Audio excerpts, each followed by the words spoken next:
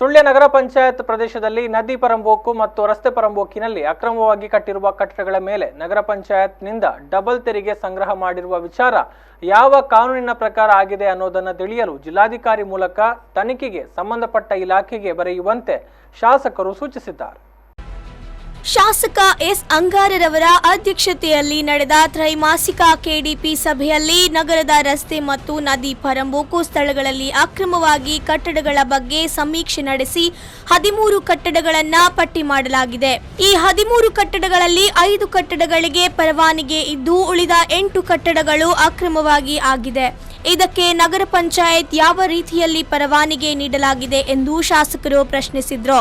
ಇದಕ್ಕೆ ಉತ್ತರಿಸಿದ ಮುಖ್ಯಾಧಿಕಾರಿ ಮತ್ತಡಿ ನಗರದ ಅಕ್ರಮ ಕಟ್ಟಡಗಳು ಸೂಡಾ ಕಾನೂನಿನ ಪ್ರಕಾರವಾಗಿ ಆಗಿದೆ. ಪರಂಬೋಕು ಸ್ಥಳದಲ್ಲಿರುವ ದಾಖಲೆಗಳಿಗೆ ಅಲ್ಲದೆ ಅಕ್ರಮವಾಗಿರುವ 8 ಕಟ್ಟಡಗಳಿಗೆ 2 ಪಟ್ಟು ತೆರಿಗೆ ನಗರ ಪಂಚಾಯತ್ ವಿಧಿಸುತ್ತಿದೆ ಎಂದು ಹೇಳಿದರು.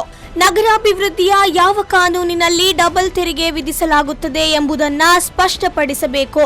ಸದನಕ್ಕೆ ತಪ್ಪು ಮಾಹಿತಿ ನೀಡಬೇಡಿ ಎಂದು ಶಾಸಕರು ಹೇಳಿದರು. ನಗರ ಪಂಚಾಯತ್ನಲ್ಲಿ ಬಡವರಿಗೆ ಒಂದು, ಶ್ರೀಮಂತರಿಗೆ ಒಂದು ಕಾನೂನು ಇದೆ.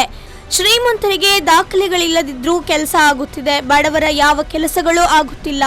ಎಲ್ಲರಿಗೂ ಒಂದೇ ರೀತಿಯ ನ್ಯಾಯ ಸಿಗಬೇಕು. ಇದಕ್ಕಾಗಿ ನಗರ ಪಂಚಾಯತ್ಗೆ ಸರಿಯಾದ ನಿರ್ದೇಶನ ನೀಡಬೇಕು ಎಂದು ಜಿಲ್ಲಾ ಪಂಚಾಯತ್ ಸದಸ್ಯೆ ಆಶಾ ತಿಮ್ಮಪ್ಪ ಹೇಳಿದರು. ಸದನಕ್ಕೆ ತಪ್ಪು ಮಾಹಿತಿ ನೀಡಿದಲ್ಲದೆ ಅಕ್ರಮ ಕಟ್ಟಡಗಳಿಗೆ 2 ಪಟ್ಟು ತೆರಿಗೆ ವಿಧಿಸಿರುವುದು ಯಾವ ಕಾನೂನಿನಲ್ಲಿ ಎಂದು ತಿಳಿಯಬೇಕು. ಇದಕ್ಕಾಗಿ ಜಿಲ್ಲಾಧಿಕಾರಿ ಮೂಲಕ ತನಿಖೆಗೆ ಸಂಬಂಧಪಟ್ಟ ಇಲಾಖೆಗೆ ವರದಿ ಮಾಡಬೇಕು. ಈ ಬಗ್ಗೆ ಸದನದಲ್ಲಿ ಕೂಡ ಚರ್ಚೆ ಮಾಡುತ್ತೇನೆ ಎಂದು ಶಾಸಕರು ಹೇಳಿದರು. ಸಾಮಾಜಿಕ ಭದ್ರತೆ ಯೋಜನೆಯಡಿ ಅಂತ್ಯ ಸಂಸ್ಕಾರಕ್ಕೆ ಸರ್ಕಾರ ನೀಡುವ ಪರಿಹಾರ ಧನ ಕಳೆದ 3 ವರ್ಷಗಳಿಂದ ಬರುತ್ತಾ ಇಲ್ಲ ಎಂದು ಹರೀಶ್ ಕಂಜಿಪಿಲಿ ಹೇಳಿದರು. ಇದಕ್ಕೆ ಉತ್ತರಿಸಿದ ತಹಶೀಲ್ದಾರ್ 3 ವರ್ಷದಿಂದ ಎಲ್ಲ ಅರ್ಜಿಗಳಿಗೆ ಸಹಾಯಧನ ಬರಲು ಬಾಕಿ ಇದೆ.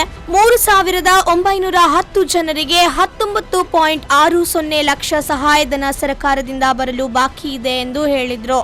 ಸಭೆಯಲ್ಲಿ ತಾಲೂಕ್ ಪಂಚಾಯತ್ ಅಧ್ಯಕ್ಷ ಚನಿಯ ಕಲ್ತಡ್ಕ, ಉಪಾಧ್ಯಕ್ಷೆ ಪುಷ್ಪಾ ಮೇದಪ್ಪ ಗೌಡ, ಸ್ಥಾಯಿ ಸಮಿತಿ ಅಧ್ಯಕ್ಷೆ ಜಾಹ್ನವಿ ಕಾಂಚೋಡು, ತಹಶೀಲ್ದಾರ್ ಅನಂತ್ ಶಂಕರ್, ತಾಲೂಕ್ ಪಂಚಾಯತ್ ಕಾರ್ಯನಿರ್ವಹಣಾಧಿಕಾರಿ ಎನ್ ಭವಾನಿ ಶಂಕರ್, ಕಡಬ ತಾಲೂಕು ಪಂಚಾಯತ್ ಕಾರ್ಯನಿರ್ವಹಣಾಧಿಕಾರಿ ನವೀನ್ ಭಂಡಾರಿ, ಜಿಲ್ಲಾ ಪಂಚಾಯತ್ ಸದಸ್ಯರು, ಅಧಿಕಾರಿಗಳು ಉಪಸ್ಥಿತರಿದ್ದರು.